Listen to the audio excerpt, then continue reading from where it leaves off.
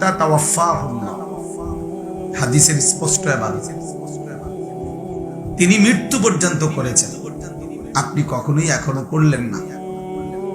কি জবাব দিবেন নবীজির সামনে হাসরের ময়দান? তো এই এক কথা আমার কলিজার মধ্যে গিয়ে লাগছে। আমি বললাম, না হুজুর, তাইলে আমি হাসরের ময়দানে আর জবাব দেব না, এখনই জবাব দিলাম। আর ইনশাআল্লাহ মৃত্যু পর্যন্ত রমজানের শেষ দশকের ইতিকাফ ছাড়ব না। আলহামদুলিল্লাহ 2025 সাল পর্যন্ত, আজকের এই বছর পর্যন্ত আর ছুটে নেই।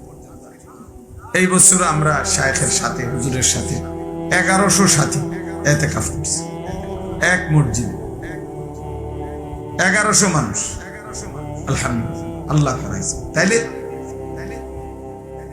2022 সালে উনি আমারে বলছেন, হুজুর যে মাওলানা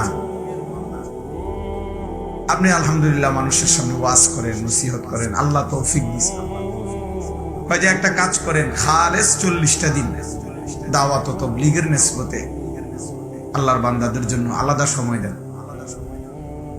এতে আমাদের কোনো ক্ষতি হবে না, উম্মতের ফায়দা হবে। ঠিক আছে, আমি রাজি হুজুর। তো আলহামদুলিল্লাহ গত বছরও আমি দিনাজপুরে 22 সালেও গত বছরেও থেকে দিনাজপুরে এক চিল্লা 40 দিন পুরা আজমতের সাথে সময় লাগাইছি, সব মাহফিল টাফিল বন্ধ করে। আল্লাহর দয়ায় 10টা উপজেলায় 30 জন সাথী নিয়ে নিজের গাড়ি, নিজের ড্রাইভার সহ চিল্লা দিছি। একটা না, আল্লাহর দয়ায় মেহনত করছি। 10 উপজেলায় 40 দিনে দৌড়েছি, সকাল থেকে রাত 1টা পর্যন্ত। চিল্লার শেষে 950 মানুষ